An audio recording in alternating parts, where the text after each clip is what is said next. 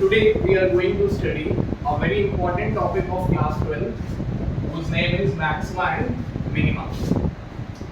This is a subtopic of application of derivatives in the chapter of application of derivatives, and basically in this chapter in this topic maxima and minima, we are interested in finding those points of the domain at which the value of the function either it becomes maximum or it becomes minimum, and the name of the topic itself suggests that we will be trying to find those values of x, which means those parts of the domain of the function at which the function is either becoming maximum or it is becoming minimum.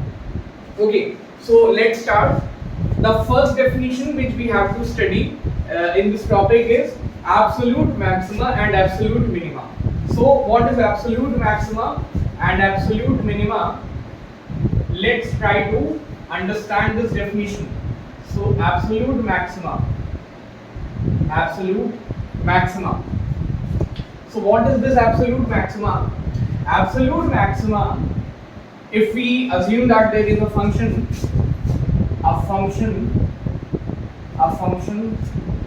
f of x is said to have a function, there is a real function f of x, it is said to have absolute maxima at x is equal to c, which means that this is the part of the domain if this function will have absolute maxima at x is equal to c if f of c is greater than f of x for all x in the domain of this function. df here is the domain of the function. So this is the definition of absolute maxima.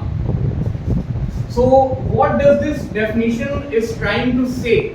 What is this definition trying to convey to us? Let's understand that with the help of a graph.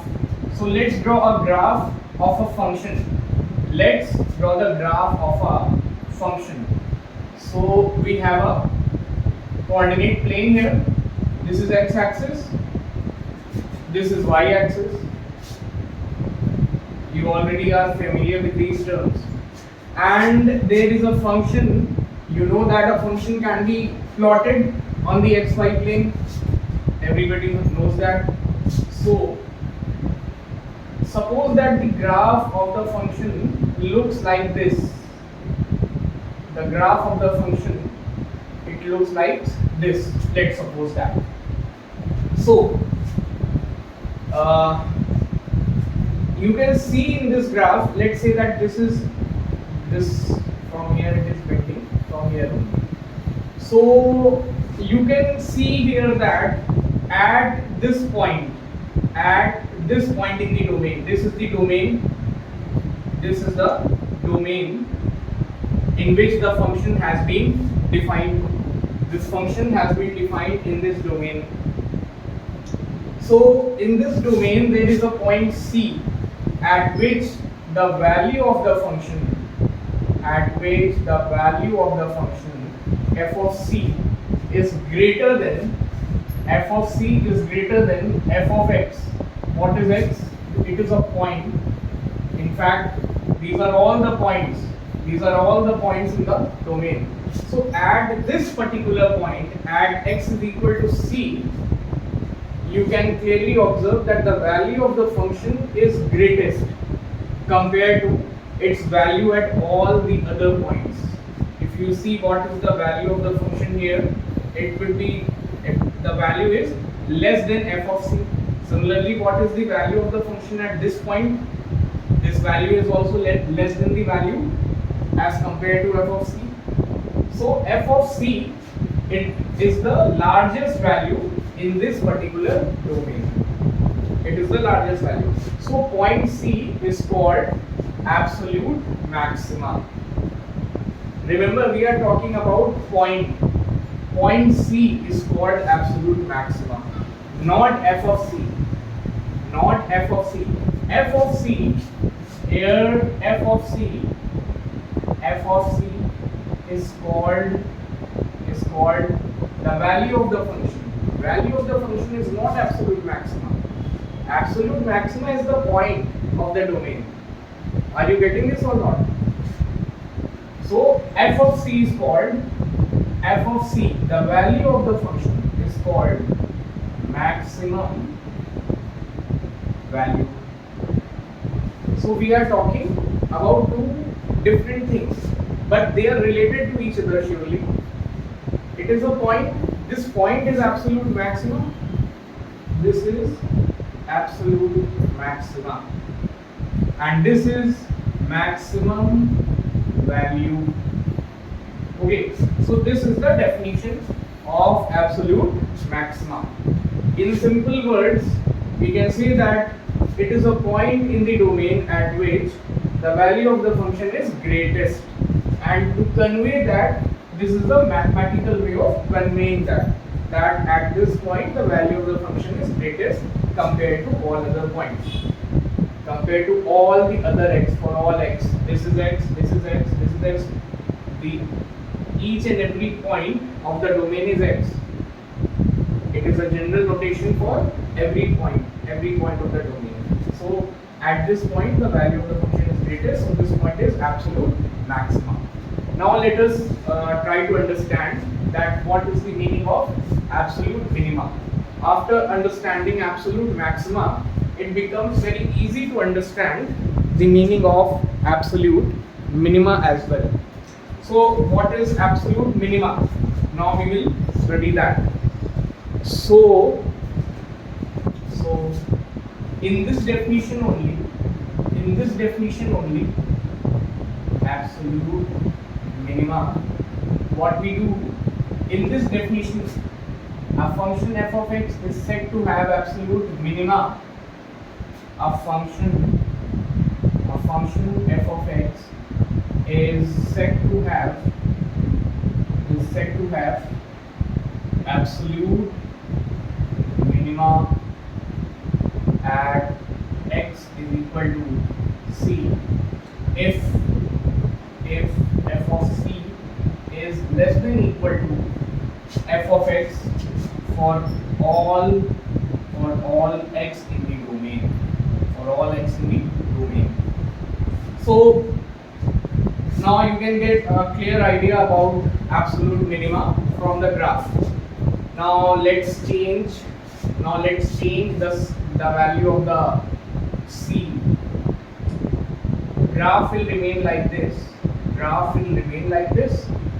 Only our point is going to change now. Only the point will change. So you can see that at this particular point, now this will be c. At this point, the value of the function is the lowest as compared to the value which it has at all other points except c in this domain. So at c, the value of the function is f of c, which is the lowest value compared to all other values in this domain. Right? So function f of x is said to have absolute minima at x is equal to c. This is c. This is the value of the function. Again, the value is not absolute minima. The value is f of c is called minimum value. It is called minimum value, but it is not called absolute minimum. This point is called the part of the domain. That point is called absolute minimum. So why it is absolute minima? Because at this point the value of the function is less than the value at all the remaining points. What is the value of the function at this point? it is greater than f of c. Similarly, what is the value of this point? It would be a point. Let's say that this is a point. We can assume that this is point A. So what is the value at point A? It is f of A, and f of A is greater than f of c. So the condition for absolute minima is fulfilled, that each and every point, each and every other point except c will have a value which is greater than c. Now let us understand that in both the definitions, why have I written f of c greater than equal to? Why am I using greater than equal to? Why not only greater than? Because we can have a graph like this as well. We can have a graph like this as well. Graph like this. Graph like this. Now you can see that there are actually two absolute maximas here, and similarly there are two absolute minimas here. You can see that at this point, at C1 and at C2 as well, the value of the functions in this domain, definitely there is a domain. Here also there is a domain in which the function has been defined. So at C1 and at C2, the value of the function is equal to each other. But at the same time, the value of the function at these 2 points is greater than all the remaining points.